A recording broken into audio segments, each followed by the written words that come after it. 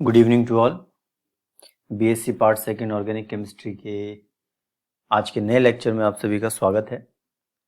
नया दिन और नई शुरुआत। तो आज हम बिल्कुल नया टॉपिक लेने वाले हैं। आज जो हमारा विषय है वो रहेगा एरोमेटिक एल्डिहाइड एंड कीटोन्स। पहले के जो भी लेक्चर हैं उसमें अल्कोहल और फिनॉल जो भी है कंप्लीटली अपन कर चुके हैं, जो क्वेश्चंस थे वो भी पढ़ चुके हैं। तो आज जो हम पढ़ने वाले हैं वो है एरोमेटिक एल्डिहाइड और कीटोन्स। आपने 12th में जो पढ़ा होगा तब भी आपने एल्डिहाइड एंड कीटोन्स पढ़े थे, लेकिन तब आपने एलिफेटिक एल्डिहाइड्स एंड कीटोन्स पढ़े थे।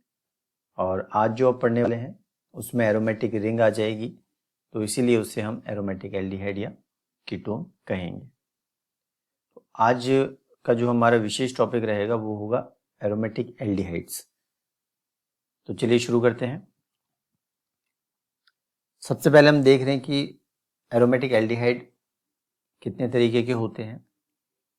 ये बेसिकली दो तरीके के हैं। आप देखिए इसमें ऐसे एल्डिहाइड जो एरोमेटिक रिंग से डायरेक्टली जुड़े हुए हों। फॉर एग्जांपल आप देखिए ये बेंजीन रिंग है और बेंजीन रिंग से CHO यानी एल्डिहाइड डायरेक्टली जुड़ा हुआ है। इसका मतलब ये है कि ये एरोमेटिक एल्डिहाइड है। दूसरे एरोमेटिक एल्डिहाइड उस प्रकार से होते हैं जिसमें एल्डिहाइड समूह डायरेक्टली रिंग से जुड़ा हुआ नहीं होता है। उदाहरण के तौर पे देखिए ये बेंजीन रिंग, फिर बीच में CH2 फिर CHO जुड़ा हुआ है।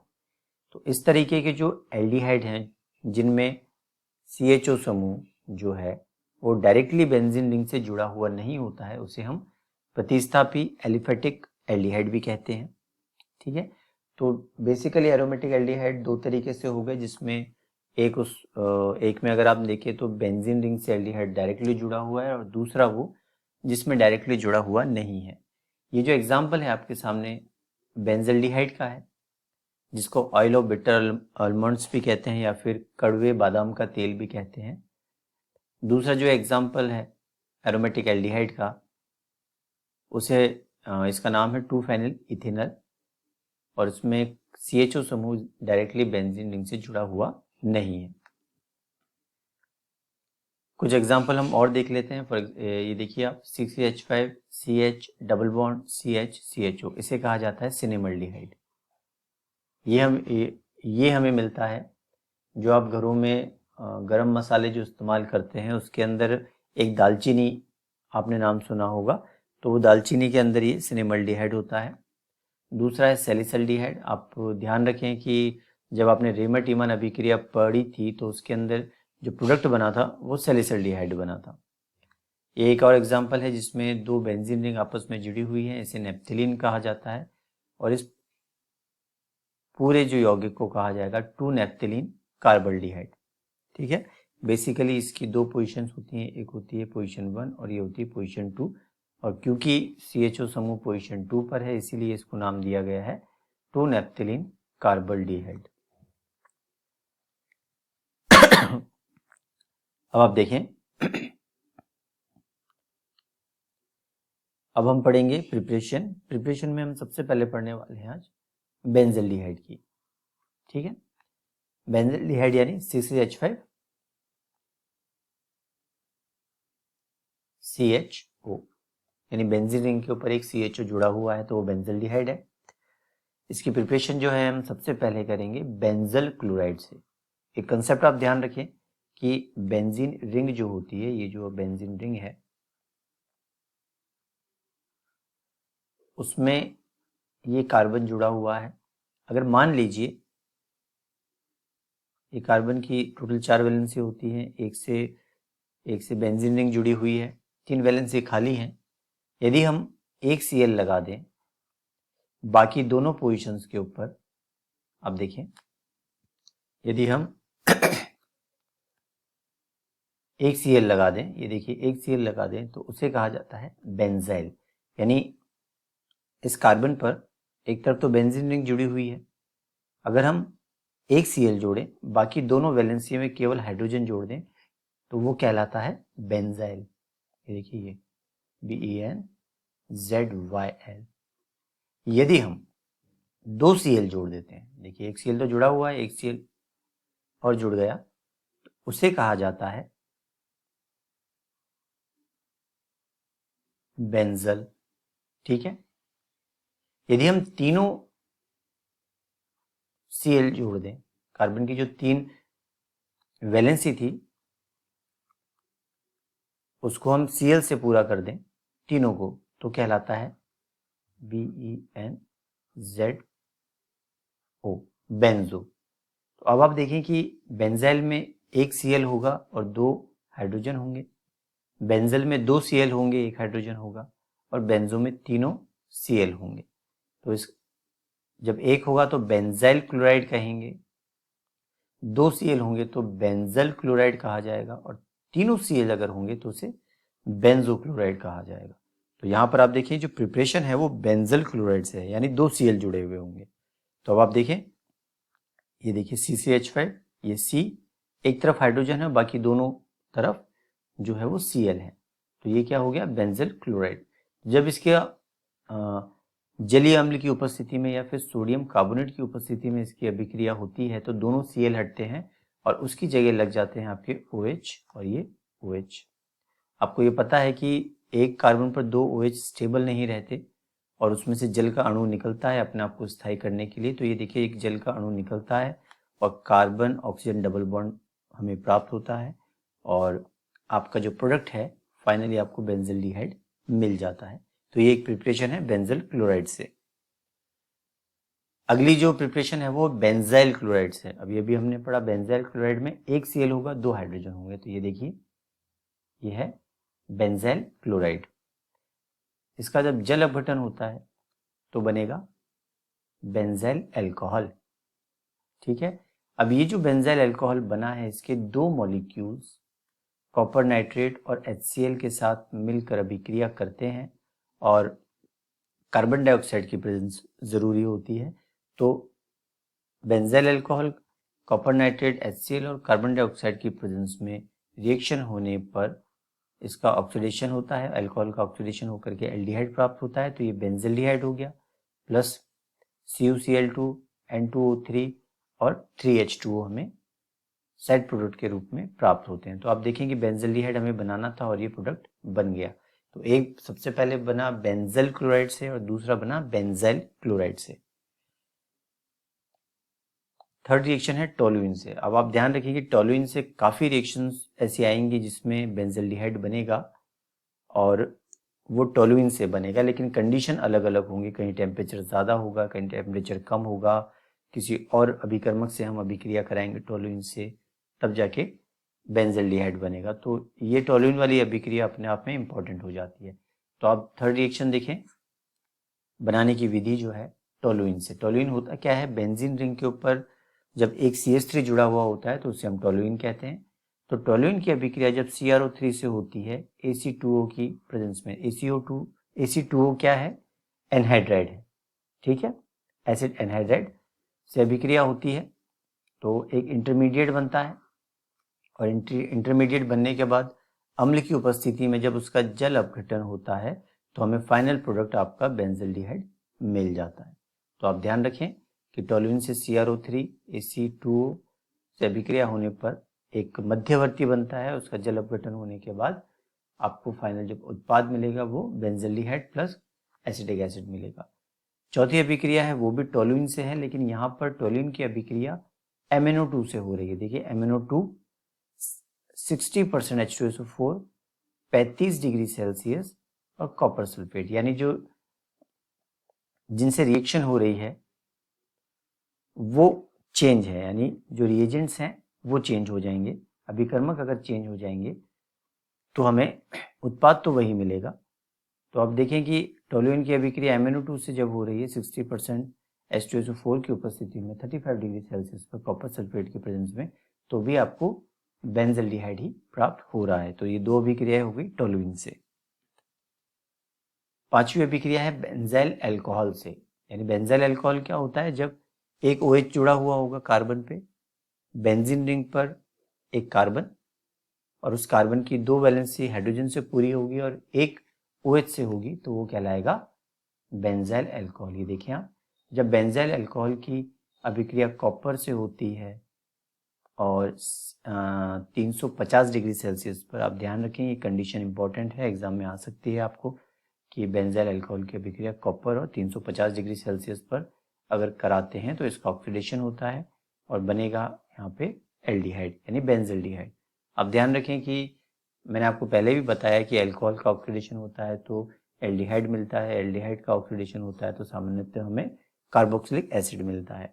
तो यहाँ अल्कोहल का ऑक्सीडेशन होकर के एल्डिहाइड मिला है यानी बेंजाइल अल्कोहल से बेंजल्डिहाइड मिला है। वहीं दूसरी कंडीशन जो है आप देखें K2Cr2O7 ये भी ऑक्सीकारक होता है। अम्ल की उपस्थिति में जब अभिक्रिया होती है तो ये भी आपको बेंजल्डिहाइड देगा। इसके बाद देखते हैं इटार्ड रिएक्शन, क्योंकि ये बाय नेम है तो इटार्ड रिएक्शन जो है ये अपने आप में इम्पॉर्टेंट है। कोई भी अभिक्रिया जब नेम से है तो वो अपने आप में इम्पॉर्टेंट होती है, पहले भी मैं बता चुका हूँ। तो इटार्ड रिएक्शन में टोलुइन की अभिक्रिया, वापस से टोलुइन ही इस्तेमाल हो रहा है। तो ये देखिए आप तीसरी प्रिपरेशन कर रहे हैं बेंजल्डिहाइड की टोलुइन से। तो आप देखें कि CrO2Cl2 क्रोमिल क्लोराइड की अभिक्रिया होती है किससे, टोलुइन से। और ये क्रोमिल क्लोराइड जो है वो किसके अंदर है, CCl4 में यानी कार्बन टेट्राक्लोराइड में। 30 से 40 डिग्री सेल्सियस टेम्परेचर होता है, एक मध्यवर्ती बनेगा और मध्यवर्ती बनने के बाद जब इसका जल अपघटन होता है तो फाइनली आपको प्रोडक्ट जो है वो बेंजल्डिहाइड प्राप्त हो जाएगा। और इसके अतिरिक्त आपको HCl और CrOOH होल्ड गैस भी आपको प्राप्त होता है। इसके बाद आप देखें ये भी अभिक्रिया नंबर 7 की जो अभिक्रिया है वो भी टोलुइन से है, लेकिन ये इंपॉर्टेंट इसलिए है क्योंकि वाष्प प्रावस्था में और द्रव प्रावस्था में, एक लाइन ध्यान रखें कि वाष्प प्रावस्था में अभिक्रिया जब होगी तो हाई टेम्परेचर चाहिएगा और द्रव अवस्था में अभिक्रिया होगी तो क्या होगा, टेम्परेचर कम चाहिए। प्रोडक्ट दोनों में सेम बनेगा, बेंजल्डिहाइड। तो आप देखें वाष्प प्रावस्था, अगर टोलुइन का ऑक्सीडेशन कराते हैं MnO2 या ZrO2 की उपस्थिति में, लेकिन यहाँ टेम्परेचर आप देखिए 500 डिग्री सेल्सियस है, तो हाई टेम्परेचर पर अभिक्रिया होती है टोलुइन की MnO2 की प्रेजेंस में, तो उसका ऑक्सीडेशन होता है और हमें बेंजल्डिहाइड प्राप्त होता है। 8वीं रिएक्शन देखिए, द्रव अवस्था में अभिक्रिया कराने पर आप देखिए MnO2 H2SO4, लेकिन यहाँ जो टेम्परेचर है वो 40 डिग्री सेल्सियस चाहिए यानी टेम्परेचर कम चाहिए। तो कम टेम्परेचर पर इसका ऑक्सीडेशन होता है, तब भी आपको क्या मिलता है, बेंजल्डिहाइड प्राप्त होगा। तो टोलुइन से हमने टोटल 5 बनाने की विधियां आप पढ़ ली जिसमें टोलुइन से आपको बेंजल्डिहाइड प्राप्त हो रहा है। इसके बाद आप देखें 9वीं अभिक्रिया है गेटरमैन कॉच एल्डिहाइड सिंथेसिस। ये जब हमने फिनॉल पढ़ा था, फिनॉल में काफ़ी अच्छी तरीके से हमने इस अभिक्रिया को पढ़ लिया था, इसलिए हम बार बार उस अभिक्रिया की क्रियाविधि नहीं पढ़ेंगे। तो आपको समझने के लिए आप जब फिनॉल का जब चैप्टर हमने पढ़ा था उसको आप देखें अभिक्रिया को, फिर भी यदि कोई आपको दिक्कत होती है तो आप पूछ लीजिए ग्रुप में। तो अब आप देखें कि बेंजीन की अभिक्रिया कार्बन मोनोऑक्साइड HCl और AlCl3 की उपस्थिति में होती है, तो फाइनली जो प्रोडक्ट है वो आपको बेंजल्डिहाइड प्लस HCl मिलता है। तो आपको गेटरमैन कॉच एल्डिहाइड सिंथेसिस इंपॉर्टेंट हो गई, क्योंकि देखिए फिनॉल में भी यह है और दूसरी बात ये आपकी सेकंड यूनिट में भी है, तो आपको कहीं पे भी पूछा जा सकता है, यूनिट 1 में भी और यूनिट 2 में भी। तो इसकी क्रियाविधि को आप अच्छे से देख लें, जो मैंने पहले आपको कराई थी बिल्कुल वैसे ही। नंबर 10 आप देखें सोमलेट रिएक्शन। सोमलेट रिएक्शन क्या होता है, ये देखिए बेंजाइल क्लोराइड की अभिक्रिया होती है CH2 6N4 से, इसे कहा जाता है हेक्सामिथिलीन टेट्राअमीन या फिर हम इसको यूरोट्रोपिन भी कहते हैं,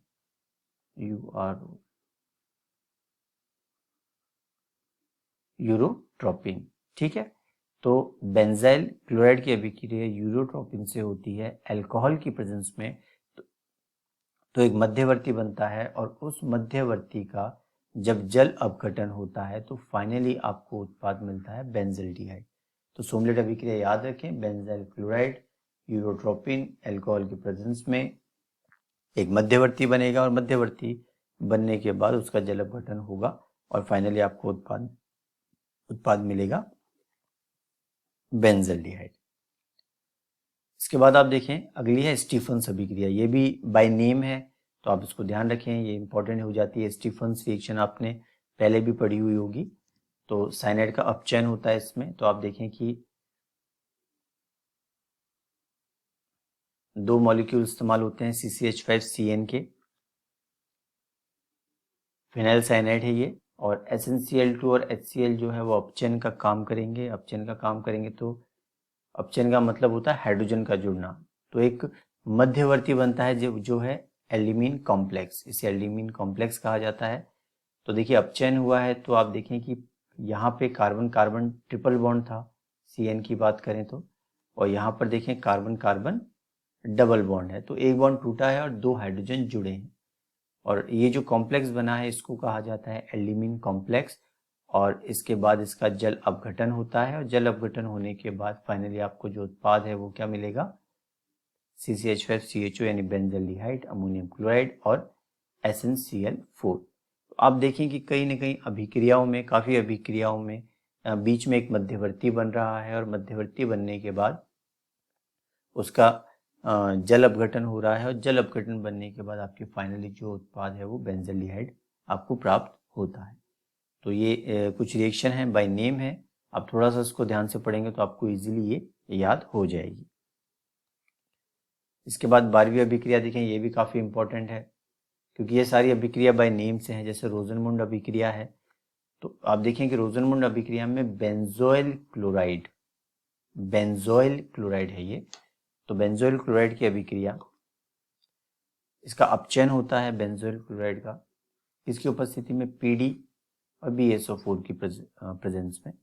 तो आप देखें कि इसको याद करने का तरीका आप इस तरीके से, ये जो हाइड्रोजन है H2, इसको हमने ऐसे लिख लिया।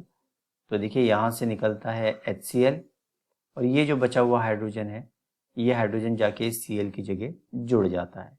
तो आप देखिए HCl निकलेगा बाहर, और एक हाइड्रोजन Cl की जगह जा करके जुड़ जाएगा तो CHO हो जाएगा। तो आपका प्रोडक्ट आपको मिल जाता है बेंजल्डिहाइड के रूप में। आप थोड़ा सा इस बात को ध्यान दें कि आगे भी 13वीं रिएक्शन आप देखें, वो है आपके ग्रिग्नार्ड रिएजेंट से यानी GR से। ग्रिग्नार्ड अभिकर्मक क्या होता है, RMGX। ये टूटता कैसे है, ऑर्गेनिक पार्ट जो होता है वो नेगेटिव चार्ज आता है उस पर, और जो मेटेलिक पार्ट होता है उस पर प्लस आता है। ये ध्यान रखें, ये पहले भी हम डिस्कस कर चुके हैं। इसकी अभिक्रिया होती है एथिल फॉर्मेट से, यानी ये एस्टर है। तो देखिए आप, एस्टर है, कार्बन ऑक्सीजन डबल बॉन्ड है, पाई बॉन्ड वीक होता है, टूटेगा किस तरफ जाएगा, जिसकी विद्युतीयता ज़्यादा है। तो ऑक्सीजन की विद्युतीयता ज़्यादा है तो ये इलेक्ट्रॉन यहाँ शिफ्ट होंगे, तो ऑक्सीजन पे नेगेटिव चार्ज आएगा, कार्बन पे प्लस का चार्ज आएगा। तो अब आप देखिए CCH5 माइनस है तो ये प्लस के पास जाएगा, यानी ये कार्बन के पास जाएगा, और ये प्लस वाला पार्ट है वो कहाँ पे जाएगा, इस ऑक्सीजन नेगेटिव पे जाएगा। तो अब आप ये देखें कि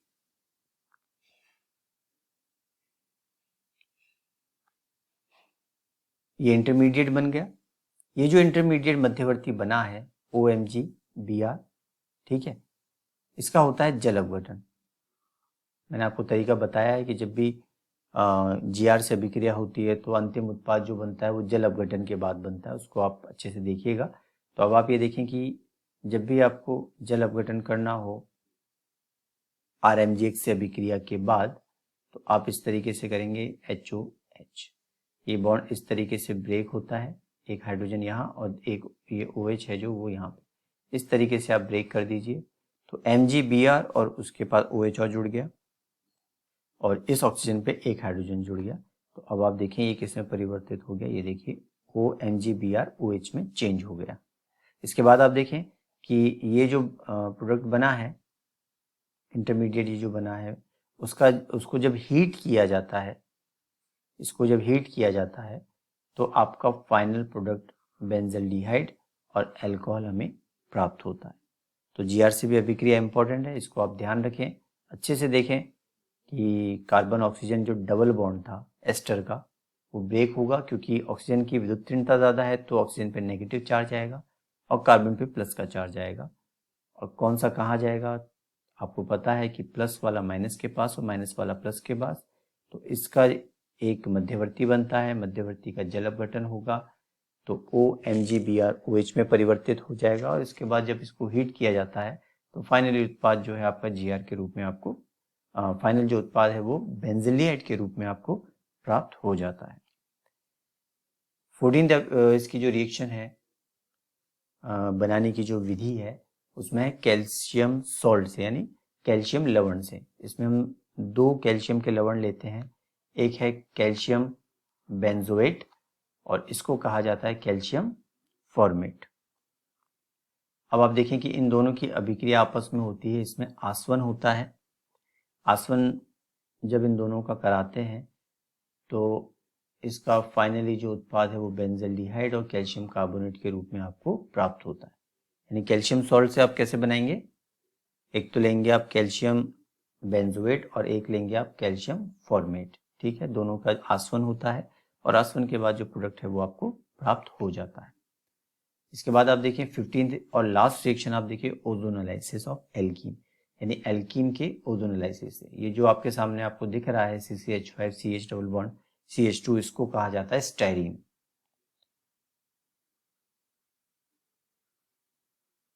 इसको कहा जाता है स्टाइरीन। तो जब भी आप ध्यान रखें कि जब भी ओजोनोलाइसिस होता है डबल बॉन्ड का, तो आप उसको कैसे करेंगे, कार्बन कार्बन डबल बॉन्ड जो है उसको बीच में से ब्रेक कीजिए, इस पर एक ऑक्सीजन जोड़ दीजिए और इस पर एक ऑक्सीजन जोड़ दीजिए। अब देखिए CCH5 CHO, यानी आपका जो हमें प्रोडक्ट चाहिए था बेंजल्डिहाइड वो प्राप्त हो गया। और इसके बाद आप देखें ये क्या है CH2O, तो ये हो गया HCHO, यानी फॉर्मल्डिहाइड बनेगा और एक बनेगा H2O2। तो ये होता है आपका प्रोडक्ट। और ये आज जो हमने पढ़ा वो है आपकी कुछ प्रिपरेशंस बेंजल्डिहाइड की। अब बेंजल्डिहाइड में आपने एक इम्पॉर्टेंट बात ये देखी कि जल अपघटन होकर प्रोडक्ट बन रहा है।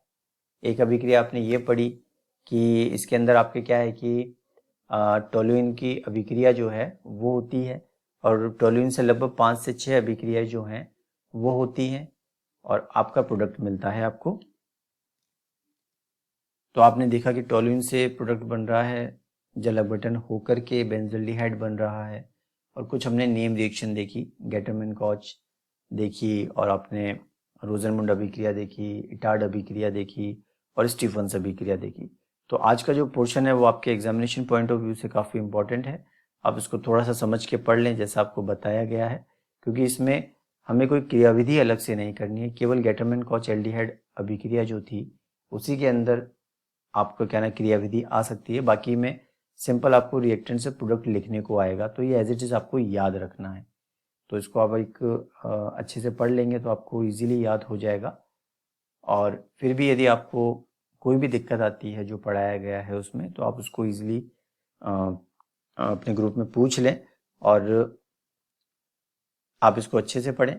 और फिर भी यदि आपको लगता है तो आप ग्रुप में पूछ सकते हैं।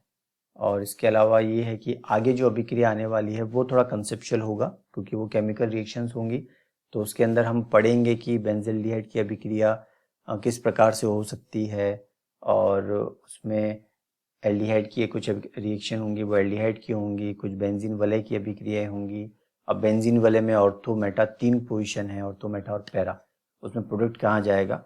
तो आज वाला जो पोर्शन था वो आपका लर्न करने वाला था और आगे जो पोर्शन जो है वो आपके आएगा जिसमें आपको समझना है और अच्छी तरीके से। तो इसको अच्छे से याद कीजिए, समझिए और कोई भी दिक्कत हो तो आप पूछ लीजिए। वीडियो देखने के लिए थैंक यू।